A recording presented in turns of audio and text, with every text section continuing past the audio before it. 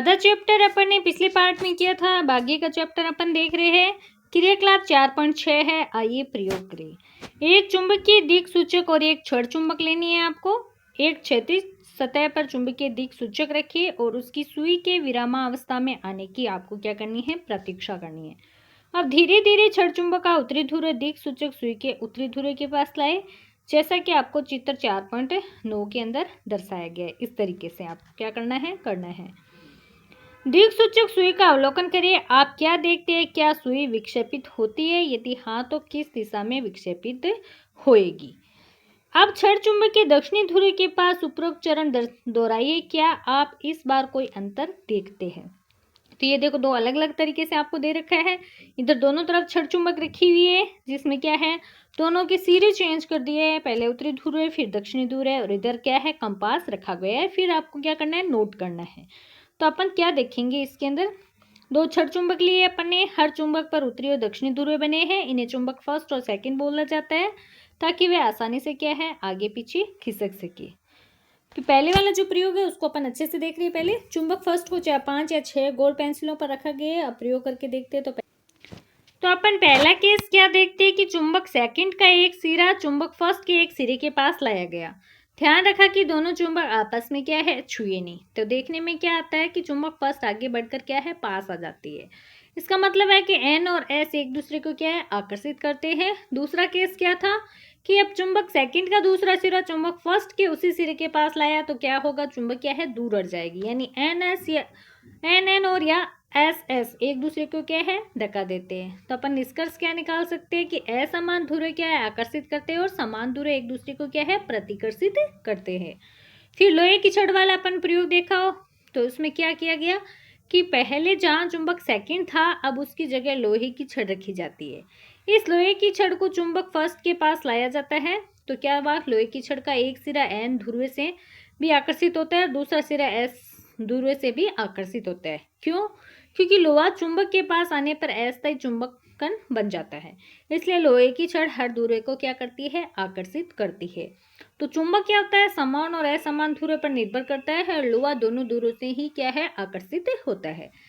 फिर जो अपन ने अभी एक क्रियाकलाप देखा 4.6, तो इसमें क्या है कि दिशा सूचक सुई क्या होती है। कि दिशा सूचक सुई क्या होती है, एक छोटी चुंबक होती है, इसे अपन कंपास भी बोलते हैं। ये हमेशा उत्तर दक्षिणी दिशा में ही ठहरती है, ये याद रखने वाला पॉइंट है।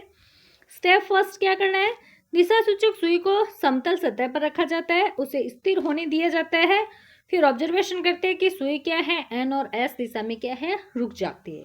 स्टेप 2 है, अब ये छड़ चुंबक का उत्तरी ध्रुव सुई के उत्तरी सिरे के पास लाया जाता है। तो क्या होगा, सुई हिल जाती है और मुड़ जाती है, यानी सुई का उत्तरी सिरा दूर हटने की कोशिश करता है, क्योंकि एन क्या है, प्रतिकर्षण करता है। तो फिर स्टेप 3 क्या है, अब वही प्रयोग चुंबक के दक्षिणी ध्रुव से किया जाता है। तो क्या होगा, सुई का उत्तरी सिरा चुंबक की ओर घूम जाता है, क्योंकि एन और एस यानी विपरीत ध्रुव क्या करते हैं, आकर्षित होते हैं। तो आपने को पूरा निष्कर्ष क्या निकालेंगे कि दिशा सूचक सुई क्या है, एक चुंबक होती है, समान ध्रुव प्रतिकर्षण करते हैं और असमान ध्रुव क्या करते हैं, आकर्षण करते हैं। चुंबक पास लाने पर सुई की दिशा भी बदल जाती है। तो जब चुंबक का उत्तरी ध्रुव दिक् सूचक सुई के उत्तरी ध्रुव के पास लाया जाता है, तो वह दूर चला जाता है, और जब चुंबक का दक्षिणी ध्रुव दिक् सूचक सुई के उत्तरी ध्रुव के पास लाया तो वो क्या है, आपस में क्या है, ये पास आ जाते हैं। अब मान लीजिए कि हम दिक् सूचक सुई और चुंबक के बीच लकड़ी का एक टुकड़ा रखते हैं, क्या इससे दिक् सूचक सुई के विक्षेपण पर कोई प्रभाव पड़ेगा? तो इसको अपन क्या करते हैं, चलो जांच करते हैं। क्रियाकलाप 4.6 के पहले या दूसरे भाग को आपको क्या करना है, दोहराना है। छड़ चुंबक और चुंबकीय दिक् सूचक को छेड़े बिना उनके मध्य लकड़ी का एक टुकड़ा, जैसा कि यहाँ पे आपको डायग्राम में दिखाया गया है, लकड़ी का एक छोटा टुकड़ा है, वो क्या करना है, लेना है। अब दिक् सूचक सुई को ध्यान से आपको क्या करना है, देखना है। क्या लकड़ी का टुकड़ा मध्य में रखने से दिक् सूचक सुई के विक्षेपण पर कोई प्रभाव हुआ? अपने अवलोकनों को क्या करना है, आपको तालिका 4.2 के अंदर अंकित करना है कि लकड़ी के टुकड़े के स्थान पर फिर आपको कार्डबोर्ड सीट, पतली प्लास्टिक सीट और पतली कांच की सीट रखकर भी आपको प्रयोग दर्शाना है। तो जब चुंबक का उत्तरी ध्रुव दिशा सूचक सुई के उत्तरी ध्रुव के पास लाया जाता है, तो वह दूर चला जाता है, मतलब चुंबक का एन ध्रुव सुई का एन ध्रुव प्रतिकर्षण, इसलिए सुई क्या है, दूर हट जाती है। और जब चुंबक का दक्षिणी ध्रुव दिशा सूचक सुई के उत्तरी ध्रुव के पास लाया जाता है तो वे क्या है, पास आ जाता है।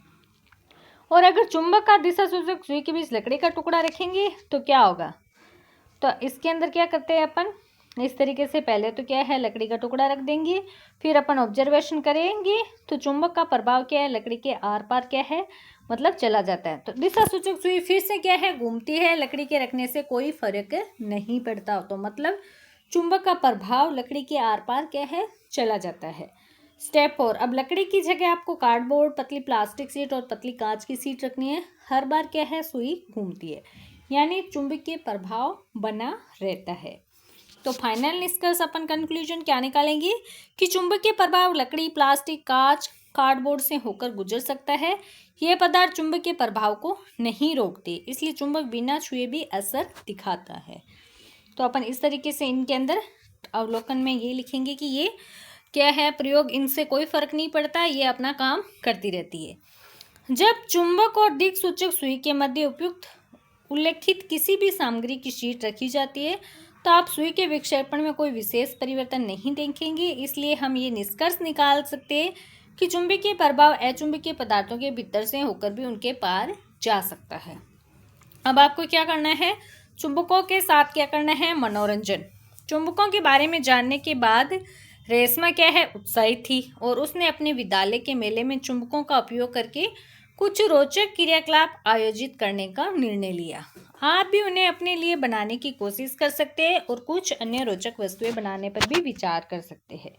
क्या हम चुंबकों का प्रयोग करके एक माला बना सकते हैं? तो देखो इस तरीके से चुंबकीय माला, देखो इस रेशमा ने इधर बनाई है। चुंबक कुछ वस्तुओं को बिना छुए भी हिला सकता है, क्या ये आश्चर्यजनक नहीं है? तो देख बीच में क्या क्या रखा गया, पहले अपन ने जो प्रयोग देखा उसका निष्कर्ष निकालते हैं। इंपॉर्टेंट, लकड़ी, कार्डबोर्ड, प्लास्टिक और कांच रखा। हर बार दिशा सूचक सुई घूमती है, कोई फर्क नहीं पड़ता। तो चुंबकीय प्रभाव लकड़ी, कांच, प्लास्टिक, कार्डबोर्ड सबके आर पार जा सकता है। फिर चुंबक के साथ मनोरंजन किया तो चुंबक के नीचे लोहे के छोटे टुकड़े बिना छुए माला जैसी आकृति बन जाती है। क्यों? क्योंकि लोहे के टुकड़े क्या है, चुंबक से आकर्षित होते हैं और आपस में जुड़ जाते हैं, इसलिए लगता है कि जैसे चीजें हवा में क्या है, लटकी हो। तो अपन क्या याद रखेंगे कि चुंबक बिना छुए असर करता है। चुंबकीय प्रभाव, गत्ता पानी लकड़ी से गुजरता है। स्टील और लोहा चुंबक से आकर्षित होते हैं। समान ध्रुव होते तो दूर होती है और असमान ध्रुव होते तो पास में आती है। तो क्या हम गत्ते की ट्रे के नीचे चुंबक को चलाकर स्टील की गेंदें भूल-भुलैया से बाहर निकाल सकते हैं? क्या पानी में घिरे हुए स्टील के पेपर क्लिप को चुंबक का उपयोग करके हम अपनी अंगुलियों या चुंबक को गीला किए बिना बाहर निकाल सकते हैं? इस तरीके से आपको चित्र 4.14 में दर्शाए गए दोनों कारों को पास में लाने पर क्या वे एक दूसरे की ओर तेजी से बढ़ेगी या एक दूसरे से दूर हो जाएगी? तो ये सब क्या करना है, आपको करके देखना है। तो कुछ चुंबकों में उत्तरी और दक्षिणी ध्रुवों को N और S से चिन्हित किया जाता है। कुछ अन्य चुंबकों में उत्तरी ध्रुव सफेद बिंदु से दर्शाया जाता है। कभी कभी चुंबक के उत्तरी ध्रुव लाल रंग से और दक्षिणी ध्रुव नीले रंग से भी दर्शाए जाते हैं।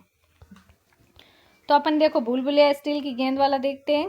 तो क्या किया गया कि ऊपर गत्ते पर स्टील की छोटी गेंद रखी है, नीचे गत्ते के चुंबक को चलाया जाता है। तो क्या होगा, स्टील की गेंद ऊपर ऊपर करके चलने लगती है। गेंद चुंबक की दिशा में चलती है, भूल-भुलैया से बाहर निकल जाती है। क्यों? क्योंकि चुंबक का प्रभाव गत्ते के आर पार चला जाता है। स्टील चुंबकीय पदार्थ है, इसलिए क्या है, आकर्षित होती है। तो निष्कर्ष क्या निकालेंगे, चुंबकीय प्रभाव बिना छुए भी काम करता है। फिर जो पानी में गिरी स्टील की पेपर क्लिप है वो है, उसमें क्या होगा, पानी से भरे गिलास में स्टील की पेपर क्लिप गिरी है, बाहर से चुंबक पास लाया जाता है। तो क्या होगा, पेपर क्लिप पानी के अंदर से ऊपर उठ जाती है, चुंबक गीला नहीं होता। क्यों? क्योंकि चुंबक के प्रभाव पानी से होकर गुजर जाता है। निष्कर्ष क्या होगा, चुंबक का प्रभाव पानी भी नहीं रोक पाता है। फिर अपन ने 2 खिलौने कारें हैं जिसमें सवाल पूछा था कि दोनों कारों को पास लाने पर क्या होगा। स्थिति क्या है, दोनों कारों के ऊपर क्या है, छड़ चुंबक लगे हैं। 2 केस हो सकते हैं, असमान ध्रुव हो तो कारें एक दूसरे की ओर तेजी से आएगी, और अगर समान ध्रुव होंगी तो कारें एक दूसरे से क्या है, दूर भाग जाए। तो निष्कर्ष क्या है कि असमान ध्रुव होगा तो आकर्षण होगा और समान ध्रुव होगा तो प्रतिकर्षण होगा। फिर आपको दे रखा है चुंबकों को सुरक्षित कैसे रखें।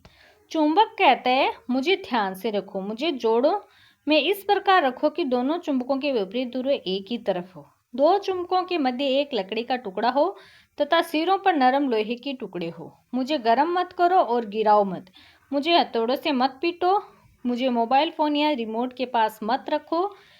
नरम लोहे का टुकड़ा, लकड़ी का टुकड़ा, इस तरीके से जैसे आपको डायग्राम दिखाया गया है इस तरीके से रखिए। सावधानी, मनोरंजन करो लेकिन चुंबकों को का ध्यान रखो। इस तरीके से अपना मतलब ये चैप्टर था वो उसका मतलब कंप्लीट होता है। इसकी क्वेश्चन आंसर अपन अगले पार्ट में करेंगे। Thank you.